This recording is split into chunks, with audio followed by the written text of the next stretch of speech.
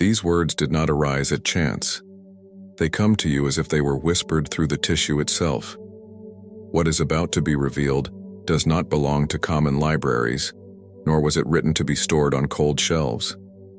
These are words that vibrate as if they were part of the blood, resonating in the bones, awakening forgotten places within you.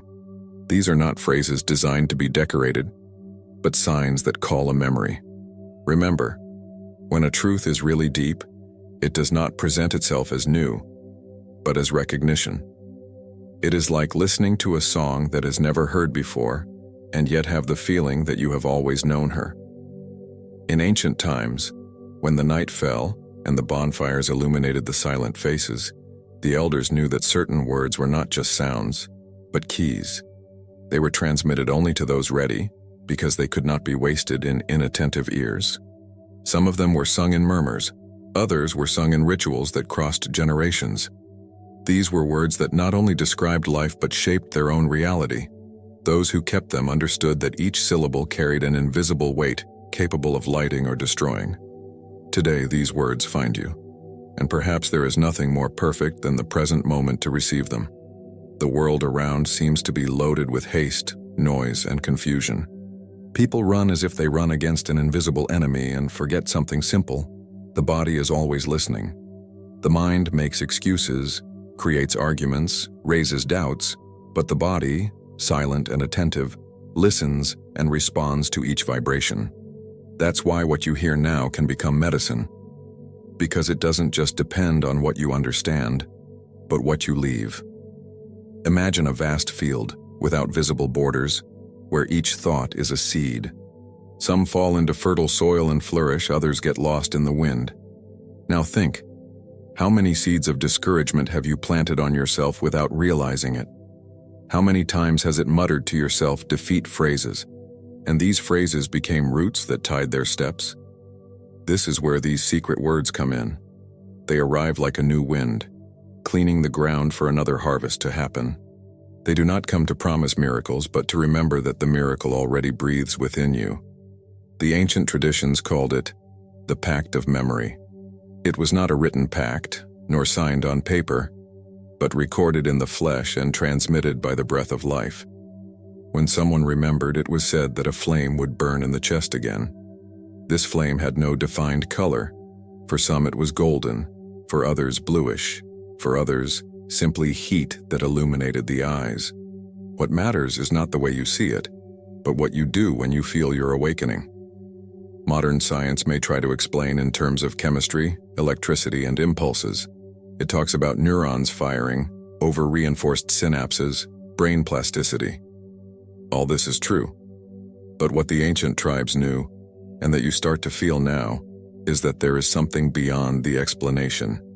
It is as if the memory are not only in the mind, but in the air it breathes, the water that makes up its cells, on the earth that sustains its feet. And maybe you have noticed it at small, almost banal moments. A song that listened and suddenly brought tears for no apparent reason.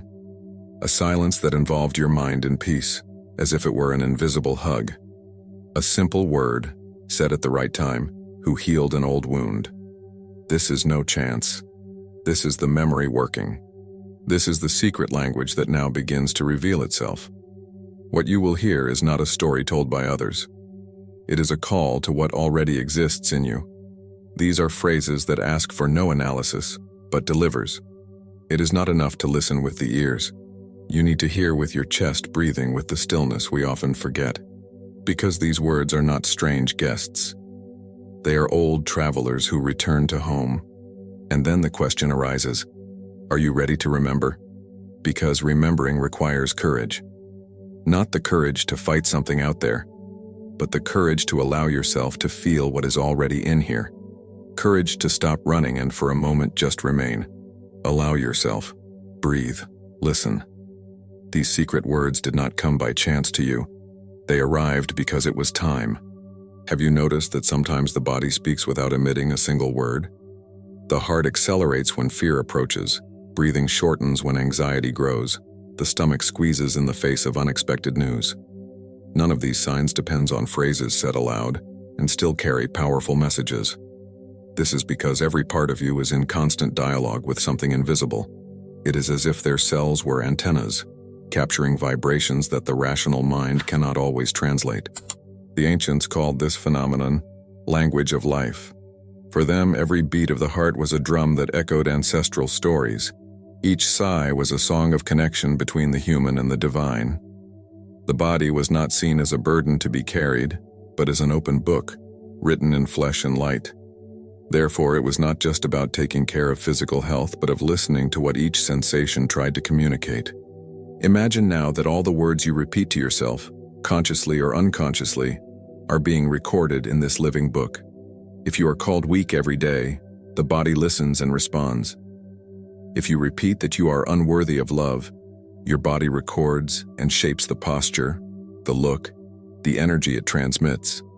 But when you pronounce words of firmness, compassion, and trust, the same body reacts. It expands, the muscles relax, the mind finds clarity. The body does not judge whether it is true or lie. He simply believes in what is often said. This is where the forgotten key lives. It is not the mind who decides alone, but the silent pact you set with the words. This pact can be of light or shadow, expansion or contraction. The body has no way to escape what you sow in it. And perhaps that is why so many old cultures put so much weight in the way of speaking. Words were not ornaments. They were commands. They were seeds. You may have already experienced the impact of a simple, unexpected compliment. Someone looks at you and says, "I'm proud of what you did." At that moment, something lights inside you, a flame that may have been erased for days or months. Now think of the opposite. A hard criticism, released without care. It remains echoing like a broken drum, repeating itself without you wanting. This shows that it is not only the great experiences that shape us, but also the small, everyday phrases. The ancient peoples knew it. No wonder mantras, prayers, and songs were repeated not to convince the heavens, but to reprogram the body. They understood that repeating was to record, and to record it was to transform. What seemed simple ritual, in fact, was a science of memory and vibration. Repetition created trails within the flesh, like rivers that, over time, dug the ground and became unmayable. Today, science confirms in another way. Studies show how water changes shape when receiving different words, how cells respond to voice stimuli, how the unconscious mind absorbs patterns and replicates them in habits. What science calls neuroplasticity is, in essence, the same idea. The body learns from what it listens, for what it feels, for what it vibrates. And here is the most fascinating detail. It's not just the isolated thoughts that matter, but the agreement you make with them. You might think, "I won't," but if you don't agree with that thought, it dissolves. Now, if you sign this contract quietly, repeating it within you, the body acts as if it were true. It is as if each cell was a scribe, faithfully noting the orders you give yourself. So from this moment, start paying attention to what you have planted in your body. Note how you speak to yourself in times of weakness. Listen to the tone of your inner voice when something goes wrong. And ask, is this what I want my cells to record as truth?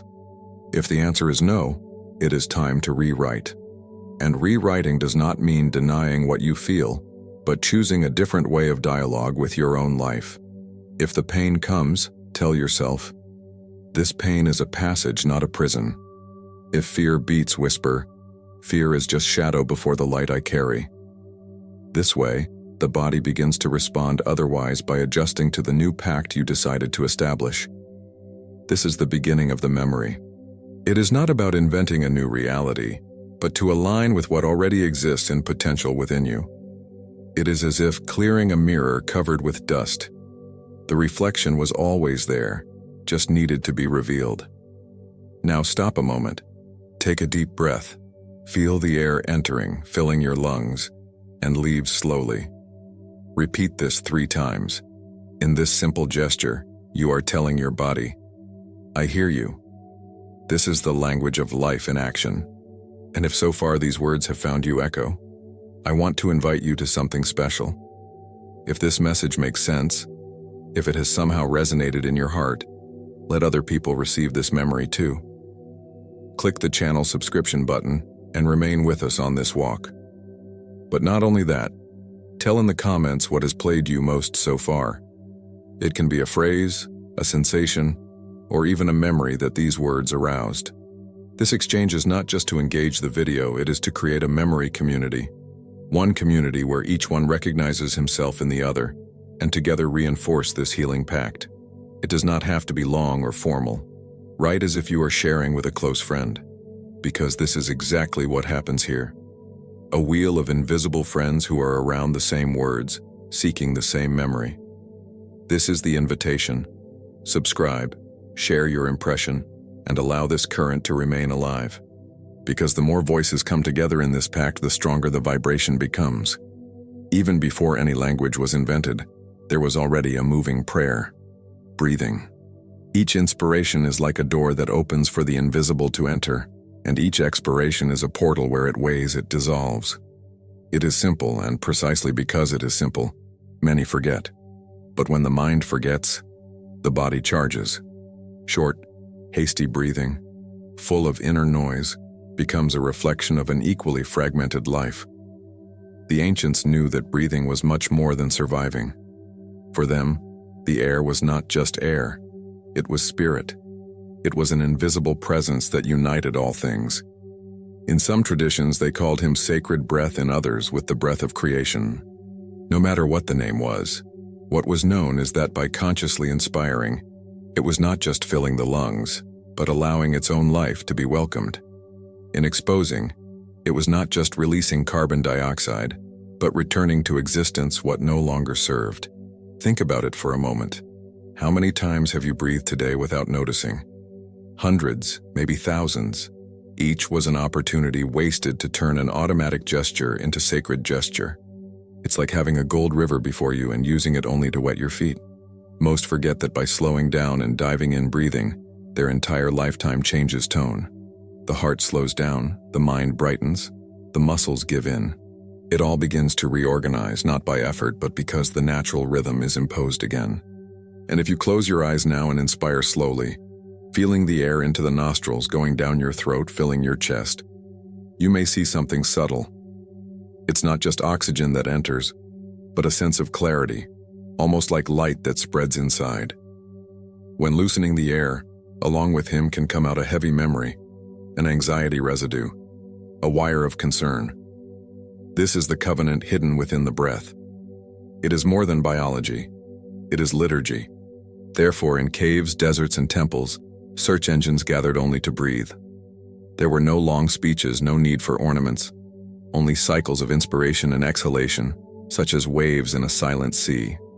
They said that when breathing became conscious, the body remembered that it was a temple and not prison. The whole lifetime reorganized as challenged instruments that return to the same melody. And it's not hard to notice that in yourself. In times of fear, his breath becomes short, stuck.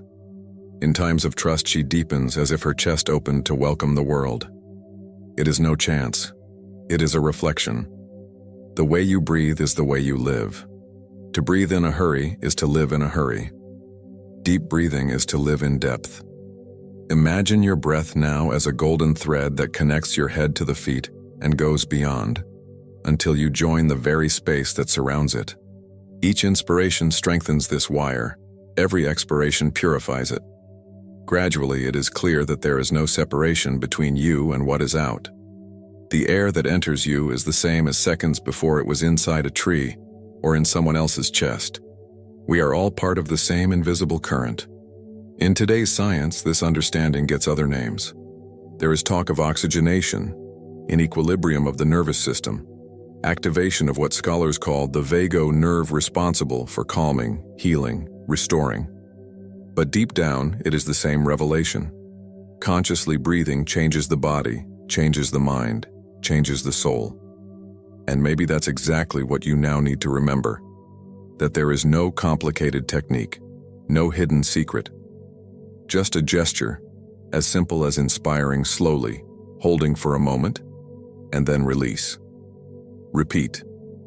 Again. Once again. Gradually, the feeling is that each cell begins to light, like small lamps that were dormant and shine again.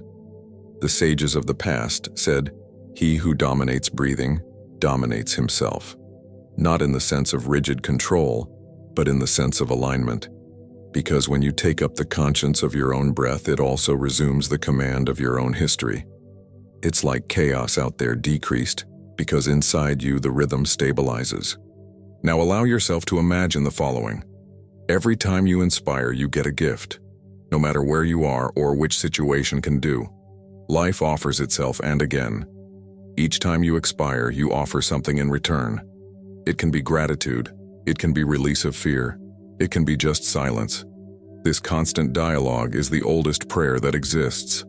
And no matter your age, your way, or your beliefs, breathing does not choose favorite. She doesn't ask if you deserve it or not. It just happens. It is the most generous memory that life does not require. It only offers. It's up to you to perceive and turn the automatic into sacred. Over the centuries, monks, healers, and search engines have transformed breathing into a portal. They inspired as if they pulled stars into themselves, expired as if they offered incense to infinity. This gesture, repeated for years, formed men and women of unshakable peace, capable of crossing storms without losing the center. And that's the same gesture that is now before you, waiting for your choice.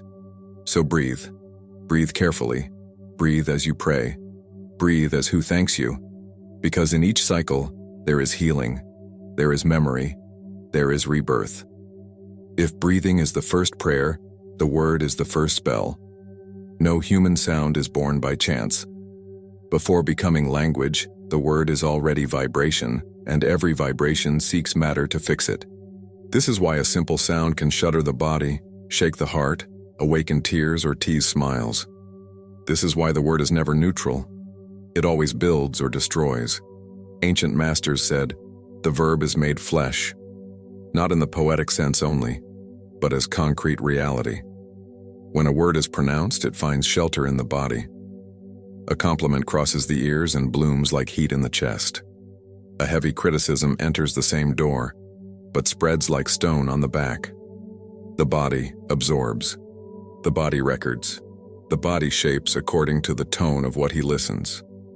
Now imagine how many sentences you have let you accumulate inside you. Words said by others, words spoken by yourself. Some repeated so many times that they have become walls, limiting their view of who it is.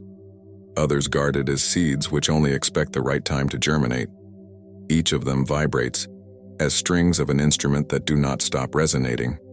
Modern science may call this suggestion conditioning, belief. But the name matters little. What matters is the effect. A daily repeated phrase, even if not true, creates deep roots. Gradually, the mind believes, the body reacts, life confirms. And likewise, a word of blessing repeated with faith can reverse years of shadow. There is an ancient story of travelers who carried stones inside bags. Each day, upon waking, they chose a clear stone and kept it in their pocket. This stone represented the word they would pronounce to themselves throughout that day. I'm worthy.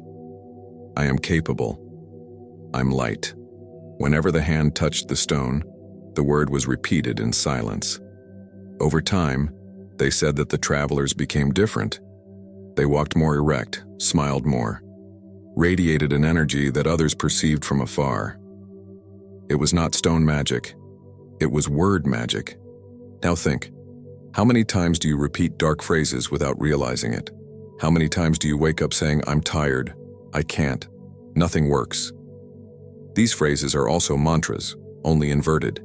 These are spells that, instead of opening doors, close them. And the more repeated, the more they come true. Not because they are fate, but because they were signed in a silent contract with their body. The ancients knew. The word was so powerful that it could not be thrown into the wind without care. Reverence was necessary. The blessings were uttered out loud, so that the vibration would go through the air, and if he settled in the world. The curses were feared, because not only they hurt who they were intended, but also to those who pronounced them, like a flame that first burns the hand of those who hold it. And today, even surrounded by technology and science, we continue to live under this same principle. How many times is a word written on a screen, dealing in seconds, is able to change the mood all day. How many times does an unexpected phrase turn the direction of a life? The word remains spell, even if many have forgotten their nature. If you want to transform the body, start with what you say. If you want to heal your mind, pay attention to what you repeat. Don't expect the changes to come from outside. The verb is the brush that colors your own portrait. Choosing words is choosing destinations. Try something simple. Over the next few days, choose a short, light, luminous phrase. Repeat it as you wake up, to lie down, and whenever you remember. Say it aloud so that the body listens, for the air to record, so that the memory is severe. It doesn't matter if at first it seems artificial. Over time, the body will believe. And when the body believes, reality fits. Because word is not just sound, it is invisible geometry. If you could see the waves that spread around each sentence, you would see shapes emerging in the air, mandalas that dance according to the tone of the voice. This is what modern vibration scholars call sema. Sounds create shapes. And words, being sounds, also draw invisible structures. When you repeat love phrases, forms of harmony come around you. When you repeat pain phrases, dissonant forms occupy the same space. You are always creating invisible landscapes and then walking on them. Therefore, beware does not mean fear. It means consciousness. If you notice a heavy phrase emerging inside you, change it. Turn it into something that expands. If you come, I can't, say, I'm learning. If you come, I'm weak, say, I'm strengthening. The verb shapes the meat, and the meat shapes the way. The traditions called it alchemy of sound. It was not a metaphor, it was practical. And each word chosen was a precious stone placed in the construction of the soul itself. So the next time you speak, ask yourself, I want that word to become seed in my body. Do I want her to flourish like a tree in my way? If the answer is not, let it dissolve in silence. If the answer is yes, repeat it with reverence. Because in the end, your life is the harvest of the words that decided to sow. If words are spells, sounds are architects. All sound draws invisible forms, even though the ordinary eyes do not notice. Imagine throwing a handful of sand on a metal plate and then making this board vibrate. The sand, previously spread without order, begins to move, forming perfect designs, symmetrical mandalas, spirals that resemble stars and flowers. This is not a trick. It is the secret language of the universe revealing itself. It is the geometry of sound. Ancient civilizations did not need modern instruments to realize this. They observed nature. Bird singing is not just music, it is living mathematics. The wind that blows between the stones creates repeated melodies, as if the air knew how to play an invisible flute. The sound of the sea, which advances and retreats, is a pace that packs the heart since before we are born. Everything vibrates, everything sings, everything draws. The sages called it music of the spheres. They believed that each star emitted an inaudible sound, and that the whole of these vibrations formed the symphony of the cosmos. It was not metaphor, it was conviction. The whole universe is supported by music, and we are part of this orchestra. Each cell issues a note. Each thought vibrates at a frequency. Each gesture adds a chord to the larger symphony. Today, science gives other names. He speaks of frequencies, hertz, resonance. Find out that certain sounds can rearrange molecules, accelerate healing, calm the mind. Sound waves are used to break kidney stones, to stimulate the brain, to balance heartbeat. What the ancients called the song of the universe, scientists call vibrational physics. But deep down it is the same truth. Life is moving music. And if life is music, each of us is an instrument. Some sound like ropes, some as drums, others as blows. The problem is that many are challenged. Emotional loads, repeated thoughts, heavy words, all of this alters the vibration, distorts the sound. And just like an orchestra, when an instrument is out of tone, harmony breaks down. But here is the good news. Every instrument can be tuned. And to tune yourself means remembering that you are part of this larger song. It is allowing balanced sounds to cross you and reorganize what was in clutter. Try to notice the effect that music has on you. A simple corner can calm the mind. A strong pace can fill with energy. A soft melody can bring tears. This is not just because likes or doesn't like the song. It happens because each sound draws shapes within you. It touches the water that makes up its cells. It vibrates in its bones. It alters the invisible field around. Therefore, ancient traditions used chants, drums, and flutes in rituals. They were not just ceremonies. They were methods of reorganizing bodies and souls, of thinning people to the melody of the cosmos. The drum brought connection with the earth. The flute evoked the wind. The song opened doors to the invisible. Everything was vibrated in tune with the great orchestra of life. Now, close your eyes and imagine. The whole universe is an infinite concert room. Stars, planets, rivers, trees, animals all play their notes. You are also part of this melody, even if you don't realize it. Your breathing is a rhythm. Your heart is a drum. Your thoughts are chords that echo. The question is, are you in tune or out of tune? This is not perfection. Even the most beautiful songs have breaks, silences, changes of rhythm. The question is whether your internal melody is connected with greater harmony, or if it is attached to dissonant noise. When it is aligned, life seems to flow, as if events danced with you. When it is misaligned, everything seems heavy, confusing, chaotic. And the first step to tune is to listen. Listen for real. Listen not only to the outdoor sounds, but also what vibrates within you. Listen to breathing, the beats, the words you repeat. Listening to silence, because silence is also part of the song. Silence is the pause that makes sense to the note. When you start listening, something extraordinary happens. You realize you have never been alone. There has always been a symphony around you, hoping you would remember her again. The wind that crosses the leaves, the corner of a distant bird, the sound of your own heart. All this is the invitation to return to harmony. And upon returning, you feel the body change. The mind finds calm, the chest expands, the gaze softens, because it is not possible to listen to the music of the spheres and remain the same. The sound transforms, the sound awakens, the sound heals. Therefore, when speaking, remember that each word is note. When you think, remember that every thought is chord. When you silence, remember that each break is part of the melody. Life is a song, and you are both the listener and the instrument. Among all elements, water is the closest to a mirror. It reflects shapes, lights, but also reflects intentions. Whenever we look at a river, a lake, or even a simple glass, we only see the surface. But for those who know how to observe, there is much more than transparency. The water keeps. The water remembers. The water responds. No wonder since older times it has been used in purification rituals.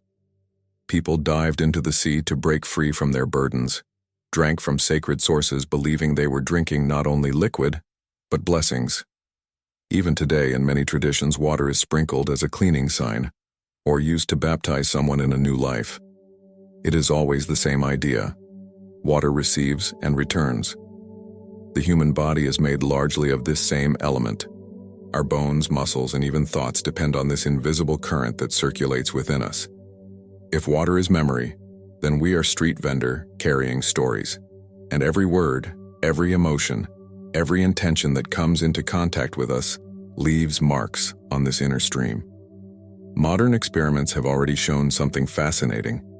When drops of water are exposed to words or music, they form different patterns. Hate words create disform, chaotic forms. Words of love and gratitude generate beautiful symmetrical crystals like small frozen stars. If this happens outside of us, imagine inside, where billions of cells swim in this intimate ocean every day. This explains why a simple blessing before drinking can transform the experience. It is not superstition, it is vibrational science. When you hold a glass of water and silent, thanks the water records this intention, and when it enters the body, it takes this memory with it. Each sip becomes medicine. Many peoples knew this intuitively. Tribes offered songs to the rivers before crossing them. Monks recited mantras in front of sources. Grandparents asked for blessing before cooking, knowing that food would carry not only nutrients, but vibration. It was a way of honoring water, of treating it not as an object, but as a living being. Now think, how many times do you drink water automatically without realizing it? How many times allows this precious liquid to enter you without a single gesture of reverence? Each sip is the opportunity for reconnection, but the hurry makes us forget. The result is that the body continues to receive but without the memory of the blessing. The water does not require. She does not ask for applause or elaborate rituals, only responds. If you treat her like sacred, she acts as sacred. If you treat it as a banal, it remains silent but still carries the vibration you project. The invitation is simple. The next time you drink, stop for a second, hold the glass, take a deep breath, and thank you. This short pause transforms not only water but its inner state. There are stories of whole villages that gathered around a spring. There they sang, prayed, celebrated. They believed that collective joy and gratitude strengthened the source, keeping it pure. Today maybe only seem legend. But by looking at polluted rivers, dry lakes, and sick seas, it is not difficult to see. We forget to honor the water, and it responds by reflecting human forgetfulness. However, it is not too late to remember. Inside you still run this river. The blood that circulates in its veins is living water. If you bless you, it strengthens yourself. If it poisons with hard words and heavy emotions, he gets sick. The choice is in every moment, and no great effort is needed. Small daily gestures already create silent revolutions. Put a glass of water by the bed, and before bed, thank you for it. Upon waking, drinking like a drink. When cooking, think of healing words as it moves the pan. These simple practices transform the body into a temple and life into ritual. Because deep down it is not about the water itself, but about the memory it awakens. That we are made of liquid memory. Each emotion is gout. Each word is wave. Each gesture is current. So the next time you look at a river, see more than landscape in it. See a mirror that returns to you what you deliver. If you offer carelessness, you will see turned waters. If you offer gratitude, you will see shine. The river is just reflex. And if you want to transform your life, start with the water that runs on you. Bless it. Talk to her. Treat it as an ally. Because when the water awakens, it also awakens the soul. Fire has always fascinated humanity. From the first spark torn from a stone to the large bonfires that illuminated villages, it was never just heat. It was always a symbol. For some, protection against darkness. For others, threat of destruction. But in all cases, one remained. Fire transforms everything that touches. The ancients did not see him only as a practical resource. They considered him a living spirit, able to devour and purify at the same time. Around the flames, rituals were made, stories were told, pacts were sealed. The fire burned offering, and it was believed that as they climbing smoke, it would bring messages to the invisible. It was a bridge between the human and the divine, between the weight of the earth and the lightness of the sky. And if we look well, it is so today. When we light a candle, we don't just seek physical illumination, but a sign of reverence. When we look at a fireplace, we feel something beyond heat, a feeling of shelter, of gathering, peace.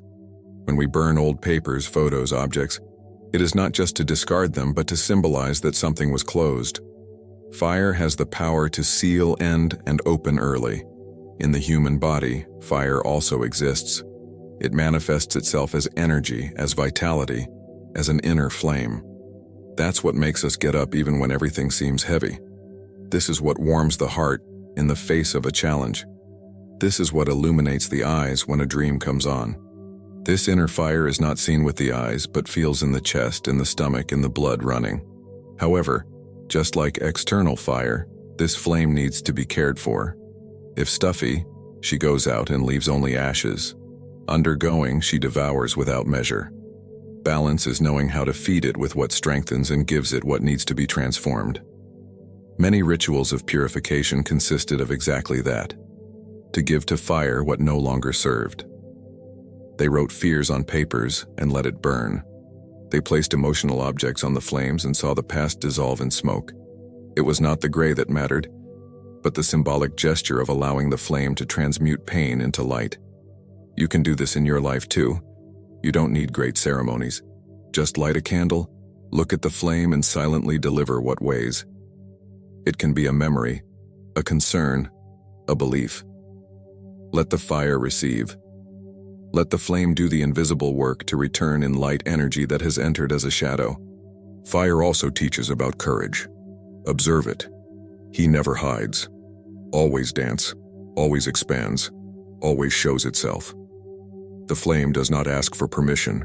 Do not shrink in the wind. It folds, swings, but resurfaces, insists, persists. This is why, from an early age, it was seen as a symbol of bravery. Having courage is not absence of fear, but the ability to cross it as fire crosses the darkness. When you awaken this inner fire, something changes in your posture. The shoulders align, the voice gains firmness, the gaze lights up. Not because fear disappeared, but because the fire became bigger than him. This flame is the memory that within you there is a force that nothing external can erase. And just as the flames clean, they also inspire movement. Anyone who has observed a fire knows. It is impossible to look at fire without feeling like approaching, warming, sharing. The same is true of people who keep the inner flame on. They inspire, they attract, they illuminate. They become headlights in the middle at night. So take care of your flame. Feed it with words of life, with gestures of gratitude, with expanding choices. Do not allow carelessness to erase it, even that the hurry consumes it without direction. Treat her like a sacred spark, because that's exactly what she is. If fear appears, give it to the fire. If the doubt weighs, give it to the fire. If the past insists on arresting, give it to the fire. With each delivery you will feel more light. Because the fire does not keep, it does not accumulate. It transforms. And perhaps this is one of the greatest lessons of the element. Not carrying what is not good. The fire does not cling. He receives, consumes, releases, and instead of weight, it leaves room for the new. The next time you light a flame, don't see it just like light. See it as a memory. Reminder that within you there is also fire, and that this fire can be used to purify, to heal, to give courage. It does not need great explanations. Just observe. Everything that goes through fire transforms. The same can happen to you. Allow yourself. Under our feet there is a mystery that few remember. The earth, silent, patient, ever present. It receives each step without complaining, sustains each construction without protesting, and keeping, in its deep silences, memories of millennia. The ancients called her a mother not by chance, but because they saw in her a presence that nourishes, welcomes, and heals. The earth is not just ground. It is a living organism, a huge body that breathes in different rhythms from ours. Its mountains are bones, their rivers are veins, their valleys are breaths, and everything in it speaks of stability. As the wind changes and fire consumes, the earth remains, reminding us that not everything needs to be fast, not everything needs to be immediate. From the earliest times, people have learned to trust the earth. When a tired traveler would lie on the ground, he found peace. When a healer applied mud on a wound, he saw the heat of inflammation dissipate. When roots were harvested, it was believed that it was not just food, but part of the earth's own wisdom entering the body. Today, even science confirms something that ancestors already knew. Contact with the soil discharges tensions, stabilizes the body, calms the mind. Many call grounding or grinding. But in essence, it is simply to remember that we are not floating lost, but connected to a base that has always been there. Think, how many times have you felt unstable, as if everything could crumble at any moment. It is exactly in these moments that the simple gesture of touching your feet can be a medicine. It's as if the earth said, "Leave with me, I carry a little of what weighs." And in fact, she carries. Anyone who has walked barefoot on the grass, the sand, or even the damp earth knows the difference. There is a silent relief that no word explains. And it's not just the feet they receive. When we kneel and put our hands on the ground, there is an invisible exchange. Many describe as if energy descended, as if the heart slowed down, as if a calm force replaced anxiety. It is the earth remembering that healing is not always speed but consistency. The ancients respected this truth. Before reaping a root, they offered a prayer. Before taking a fruit, they thanked. Not because they were superstitious, but because they understood the relationship. They knew that the land is not a deposit but a partner, that you should not just take, but dialogue. And in this dialogue, medicine became more effective.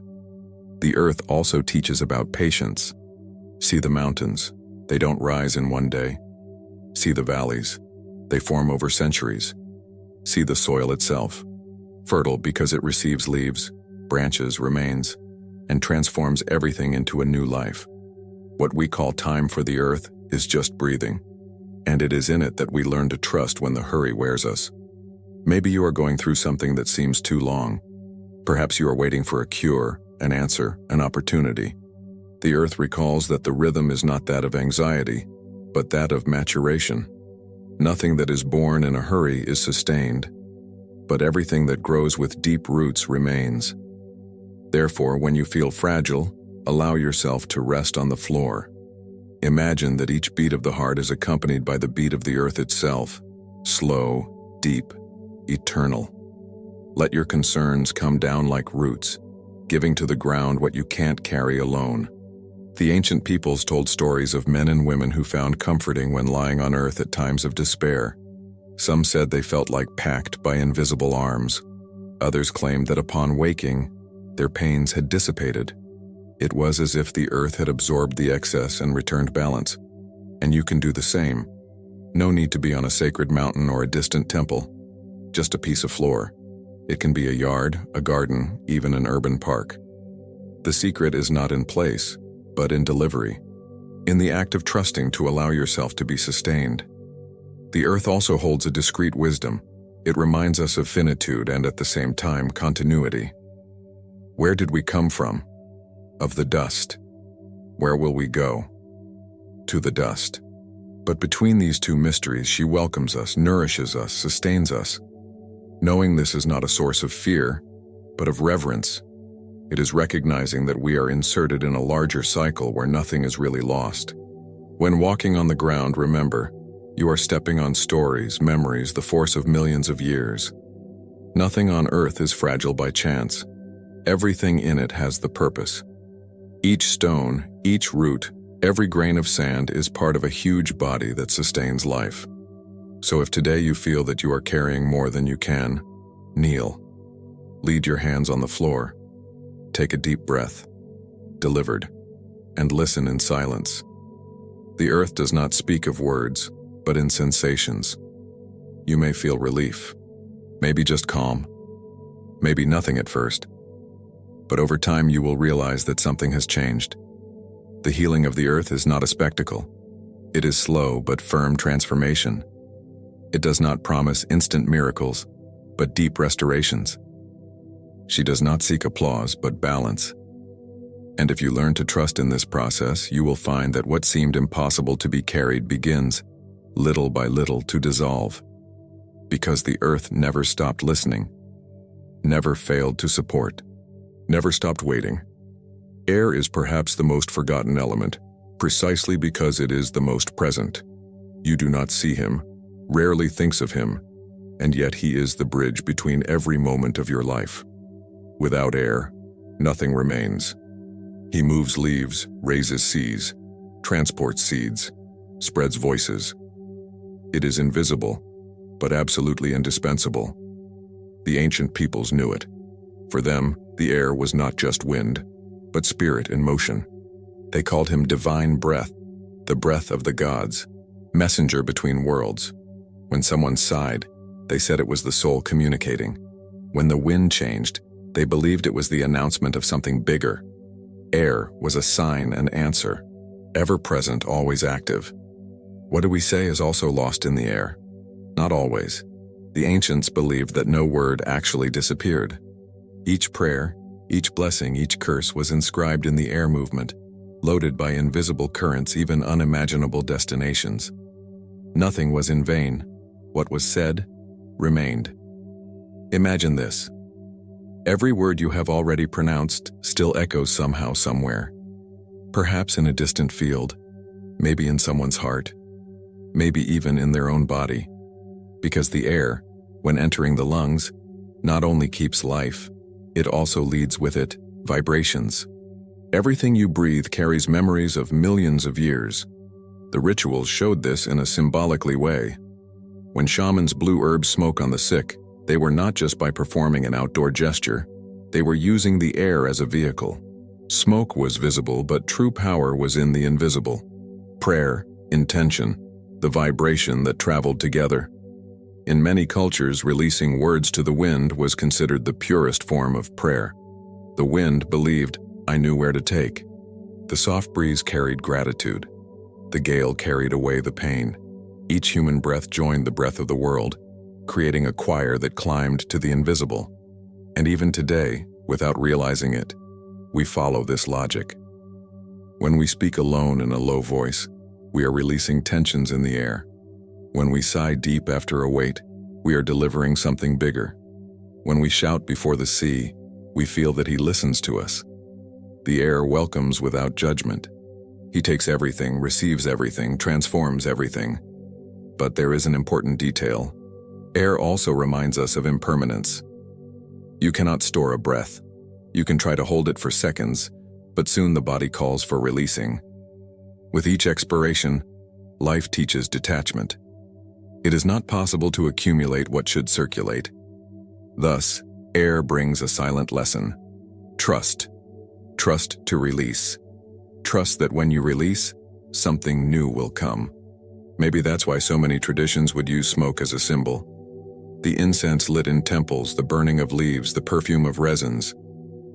Everything became visible prayer. The spirals they climbed revealed what they normally do not see. That the air carries, the air connects, the air responds. When you consciously breathe, you can feel it. Inhale and imagine life entering as a gift. Expire and imagine what no longer serves leaving, traveling in the invisible currents. Gradually, he realizes that he is not alone. Every breath of its own mixes with the breath of trees, rivers, animals, other people. It is an invisible web that unites everything. Science, with its precise language, confirms what the ancients intuited. Every air molecule you inspire today has gone through countless beings before you. It may have been breathed by a bird, by a child from centuries ago, by a tree on another continent. The air is shared. It has always been. It is the same breath in constant movement, reminding us that life is not individual but collective. So the next time you talk, remember, what you let out in the air doesn't disappear. Words of love travel and find who needs it. Words of hate too. The air does not judge, just transports. But you can choose what you want to launch. You can choose if your breath will be blessing or weight. Close your eyes for a moment and imagine that the air around you is alive, listening to each intention. If you whisper gratitude, it will take. If you declare healing, it will spread. If you ask for peace, he will move invisible currents for this vibration to find a place. You are never talking to yourself. The ancients trusted so much that they left their prayers in the wind of the mountains, believing they would be brought to heaven. Today you can do the same without mountain or elaborate rituals. Just drop your intention to the air. It doesn't matter if you're at home on the street or in silence in the room. The air always listens, always takes. This is the power of the invisible. It need not be seen to be real. It does not need shape to have effect. Air reminds us that the essentials are often intangible but absolutely vital. So the next time you inspire, receive as a gift. And when expanding, delivered as prayer. Because each breath is also a message. You are not just living. It is communicating even when you do not notice. The air is a faithful messenger, and everything you let out in it become part of the largest song of life. There is within each human being a space that cannot be measured, touched, or described accurately. This space is silence. Not the silence from the outside, made of noise, but silence from within, where even thoughts lose strength and the heart finds rest. This silence is older than any word, deeper than any spoken prayer, and more revealing than any explanation. The ancients called this place of inner temple. They knew that before pronouncing any word of power, it was necessary to dive into silence, because without silence the sound loses the root. Without silence the voice becomes just noise. It was in silence that the curators tuned their intentions, cleaned their fears, and aligned their hearts with what really matters. Imagine a serene lake. If the waters are agitated, you cannot see the reflection of the sky. But when everything calms down, the mirrored surface reveals the beauty that was hidden. This is the mind. As noises, concerns, and internal dialogues shake it, it does not reflect the truth. But when it plunges into silence, everything is clearly revealed. Silence is not empty. It is full presence. This is where you begin to perceive the most subtle sounds, the heartbeat, the compass of breathing, the whisper of intuition. These are voices that do not impose themselves but speak when noise ceases. Silence is fertile soil, where word seeds can germinate hard. The healers knew this. Before singing a healing song, they remained silent. Before raising their voice in prayer, they were real estate, as if they expected the soul to breathe deep. This silence was no laziness or hesitation. It was preparation. The apparent void was actually the point where everything was restarted. Have you noticed how the body responds to silence? In the midst of the noise, the breath shorts, the shoulders rise, the mind shakes. But in silence, something rearranges itself. The heart slows down. Breathing gets rhythm. The tension dissolves. Even cells seem to come into harmony. It is as if the whole body thanked the break. Silence also teaches humility. He shows that not everything needs to be named, that not every mystery needs to be deciphered, that not every pain needs immediate explanation. In silence, we learn to set aside control and simply allow it. We allow life to speak. We allow the soul to manifest. We allow the invisible to guide us. No wonder monks, shamans, and search engines of all traditions valued the retreat in silence. Days, weeks, or even months in silence were seen as medicine. At that time, the seeker found that behind the inner noise there was something greater, a peace that was always there, just covered. You can experience this in your life without the need for distant temples. Just choose a moment to hang up. It may be a few minutes to wake up or before bed. Close your eyes. Take a deep breath. Don't fight thoughts. Just let them pass like clouds. Gradually, the space between one thought and another expands. This is the portal of silence. In this space, you may realize that you are not alone. Silence has its own voice. He whispers courage, inspires clarity, conveys security. This is where many find answers they had been looking for a long time. Not because someone outside spoke, but because they finally heard what was always inside. Silence also has healing power. It is not just the words that relieve a wounded heart. Often, it is the silent hug, the presence without speech, the look that needs no justify anything. Silence can welcome pain that no explanation reaches. It can heal wounds that no word plays. Remember, silence is not absence. It is the cradle of every word, the belly where the sound is born. Without him, nothing could be heard. Without him, there would be no contrast between noise and music. Silence is the eternal background, and sound is just the wave that crosses it. When you learn to value silence, you discover something deep. You don't have to fill all the spaces. It can simply be. It may be. It can breathe. And in this being, there is already healing. Try it today. Instead of seeking an immediate answer, enter the silence. Instead of justifying yourself with words, offer a silent presence. Instead of forcing, Allow it. Silence will do the work that no speak would do. And in the end, you will see that silence is not escape. It is reunion. It is not empty. It is fullness. It is in silence that you find yourself whole, sustained, healed. Since the beginning of time, the human being looked at light as a sign of revelation. The flame of a torch in a cave, the first ray of the sun after the night, the stars sparkling in the deep sky. All this was more than a natural phenomenon. It was a message. Light has always been associated with truth, clarity, what dispels shadows. But the ancients knew that the light was not just outside. They spoke of a secret light, hidden inside each person, waiting to be awakened.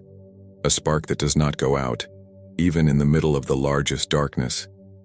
This inner light is not physical but spiritual, and it can be called, evoked, awakened, through the forgotten names that vibrate within human blood. Many people have kept secret lists of words and names considered sacred. These were not common names, but combinations of sounds that they believed were connected to the essence of the cosmos. By pronounce them, they believed that a sleeping light was lit in cells, illuminating ancestral memories and bringing strength. These names did not need to be understood with the mind. They were more like keys that, when pronounced, unlocked invisible doors. Just as a password opens a safe, these syllables aroused recorded codes in the body. The search engines repeated these names in songs for days or weeks, until they felt a palpable change, internal heat, clearer vision, deep peace. In practice, what happened was vibration. Each sound shaped breathing, each breath shaped the body, and the body responded with energy. Gradually, the seeker realized that the light was not from outside, but from within. It was he right. And maybe you have already experienced something similar even without realizing it. By repeating a positive word many times, did you feel your energy change? Listening to a song that invokes repetitive names or sounds, did you notice a force majeure taking over? This is a remnant of this knowledge. It doesn't matter whether we understand or not with logic. The body understands. The soul understands. Some called it names of light. Others, words of power. But everyone agreed on something. Within each human being there is a forgotten glow, and these sounds arouse this glow. More than just ritual, this is memory. Because deep down you are not bringing something new but remembering what it was already.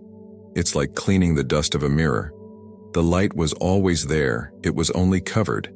And it is not just an individual experience. In ancient communities, when integer groups chang these names together, they described the feeling that the surrounding space was also illuminated. Some said they saw shins in the air. Others reported feeling their own ground vibrate. It was as if the inner light of each one added, forming a great collective flame. This power does not need distant temples or secret initiations. You can access it simply by choosing sounds or words that resonate with your soul and repeating them with reverence. It doesn't matter if they are old names or personal mantras. The essential is the intention.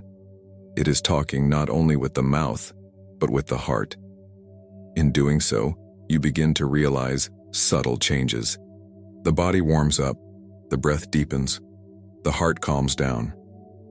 Gradually, a different glow comes in the look, a smooth confidence, a firmer presence. It is the inner light awakening, responding to the call. This practice also brings another revelation. You are not only isolated individual, but heir to a lineage. Inside your blood, memories of ancient peoples, ancestral peoples who have already chanted these same sounds.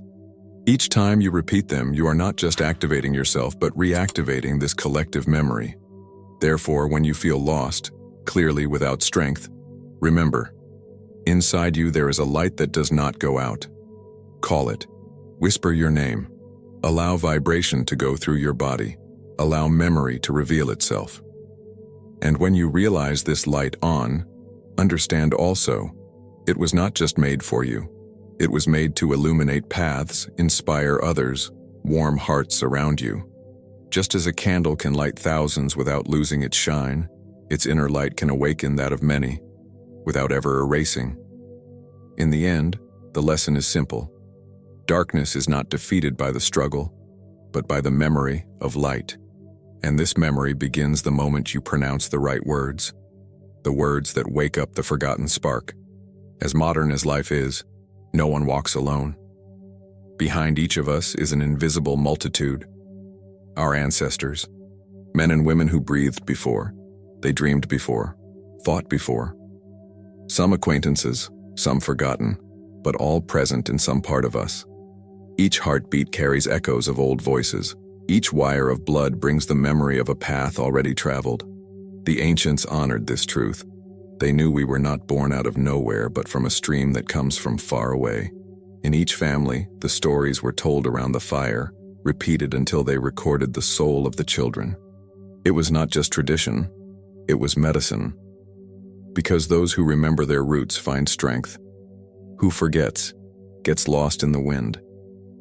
Ancestry is not just a surname or family tree. It is living energy that continues to vibrate.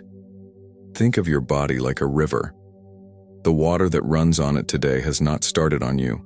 She came from distant mountains, from old rains, from seas that evaporated centuries ago. Such is also your life, a result of a continuous flow that never interrupted. You are the river, but it is also the source and the ocean. Many times we feel loneliness because we forget it. We think we are alone, disconnected, fragile. But when we stop and remember that there are whole generations behind us, supporting our walk, something changes. The weight decreases, the courage grows. It's as if a silent multitude said, "You're not alone, we're here." In various cultures, ancestral rituals of honor were common. They offered food, lit candles, chanting songs. It was not worship, it was recognition. Recognition that everything we are carries pieces of those who came before. Recognition that even past errors can be transformed into wisdom if chosen as learning. And here is an important revelation. Ancestry is not just blood. We also inherited masters, teachers, artists, warriors, search engines who somehow became part of us. A phrase read in a book can become root. A song that played deep can become inheritance. We are sown not only for what we biologically inherit, but for what we welcome spiritually. Many pains we carry today are also echoes of old stories. Traumas that were not healed, words that were not said, fears that were not overcome. They remain in the flow, hoping someone finally transform them. Perhaps you have already felt this. A weight that does not know where it comes from. A sadness without explanation, a fear that does not seem originating. Often, they are ancestral memories asking for healing. And it is possible to heal. When you choose forgiveness, it does not only heal you, but the entire lineage. When you decide to break a pattern of pain, you also free those who came before. It is as if each step has echoed back and forth in time, bringing relief to generations. Imagine that each ancestor is an invisible root that supports the tree of your life.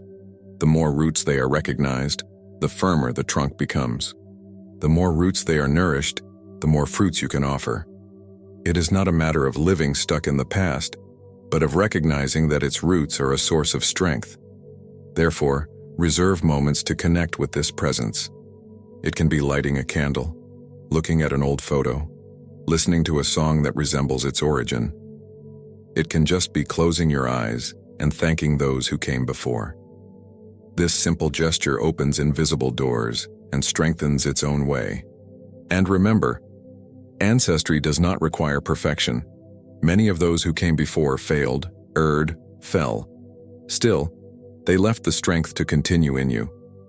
Thank you does not mean approving the mistakes, but recognizing that without them, you would not be here. In doing so, a sense of belonging grows. You fail to feel lost in the world and come to perceive yourself as part of an unbreakable chain. You are continuity. You are a living testimony that life has not interrupted. And when he understands this, he also finds that he will be rooted for those who will come. Your choices today will become strength or weight for those who will be born later. Each act of courage is a blessing left in inheritance. Each gesture of love is a fertile root for the next generations. Thus, ancestry is no longer just memory and becomes responsibility. Not heavy responsibility, but sacred opportunity. Opportunity to be the link that transforms pain into healing, fear into courage, shadow into light. So the next time you feel fragile, remember, behind you there is an invisible army. Men and women who lived, dreamed, fell, and got up. They gave you not just life, but strength. Honor this strength. Walk knowing that you don't go alone. You are root and fruit. It is continuity and novelty. It is heir and donor. And when it connects with it, life is no longer weight and becomes mission. Sleep has always been seen as weakness in societies obsessed with haste. But for the ancients, he was one of the biggest pharmacies of the soul. When the eyes close and the body rests, invisible doors open. Dreams are not just random images. These are messages, symbols, deep reorganizations. It is during sleep that the body regenerates, but it is also in it that consciousness finds ways that the wake does not allow. How many times did you go to sleep with an insoluble problem and woke up with unexpected clarity? This does not happen by chance. Sleep is a secret laboratory where memories are reorganized, pains find rest, and intuitions arise effortlessly. It is as if, as long as the conscious mind rests, another part of you took the driving. Therefore, many peoples treated the act of sleeping as a ritual. Before bedtime, they cleaned the space, prayed, thanked them. It was not superstition, but preparation. They knew that dreams could be guides, that at night the spirit could receive messages from the invisible. Every detail was valued. The position of the body, the words said before closing my eyes, even the direction where it turned to bed. And there was something even deeper. Repetition. Because it is not enough to sleep a night of gratitude to transform life. It is the habit that shapes. What we do every day is recorded in body, mind, soul. Sleep is just one of the doors, but what really strengthens is continuous practice. The cultivation of forgiveness, faith and gratitude as a lifestyle. Forgiveness cleans the ground. He dissolves weights that accumulate and prevent the body from resting in peace. Storing hurt is like trying to sleep in a room full of stones. The body lies, but the soul does not rest. When you forgive, you are not acquitting the mistake of the other, but freeing yourself from the prison he created in you. It is like sweeping the room before bedtime, preparing the space for true rest. Faith is the pillow. It is she who allows you to close your eyes without fear, trusting that even in darkness, there is greater care supporting your life. Without faith, sleep becomes restless, because the mind insists on staying alert. With faith, the body is released, the breath deepens, the heart finds peace. Faith is the confidence that even when you do not control, life continues to work in your favor. And the gratitude is the blanket.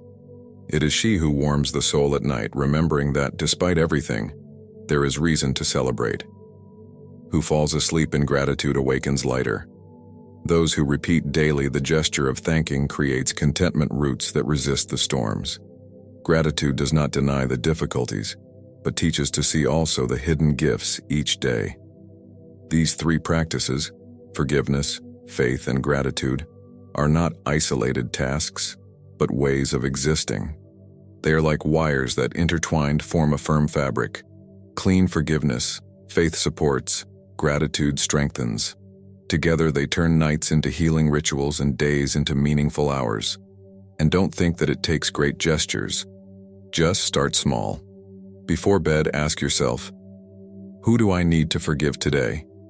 It may be someone, it may be yourself. Release. Then say in silence, I trust. This is your faith in action. Finally, find at least 3 reasons to thank. They don't have to be grandiose. Sometimes a smile received, a glass of fresh water, a moment of silence are already enough. This simple ritual changes sleep, changes dreams, changes life. For in the end, everything we have learned, the power of breathing, word, music, water, fire, earth, air, silence, light, ancestry, only makes sense if it becomes daily. Not in something distant, but in lifestyle.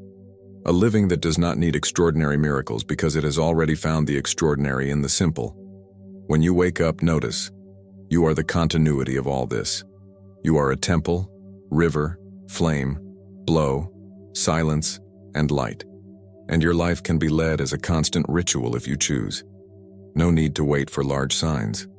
Just breathe, speak consciously, listen to the music of the world, bless water, trust in fire, rest on earth, deliver to the air, dive into silence, call the light, honor the ancestors, and to live forgiveness, faith, and gratitude as seeds of each day. And now, by ending this journey, I invite you. If this message has touched you, subscribe to the channel, not as a mechanical gesture, but as a commitment to keep walking with us for these ways of memory and awakening. Your registration is a sign that you want to keep this flame alive. What's more, share your story. Tell us in the comments what this video woke up, what you felt, what you learned. This community grows when each offers their voice, when experiences intertwine and form a collective choir. Your word may be exactly what someone needs to read today to rediscover the light itself. We are here to walk together, because no one wakes up alone. Each story told strengthens another. Each sharing gesture lights another flame. So leave your report, your impression, your memory. Subscribe, participate, be part. Porque esta não é apenas uma mensagem, é chamado para vivermos de forma mais plena, mais consciente, mais luminosa. And after all, remember, life is continuous practice, and every little gesture, repeated every day, becomes eternity.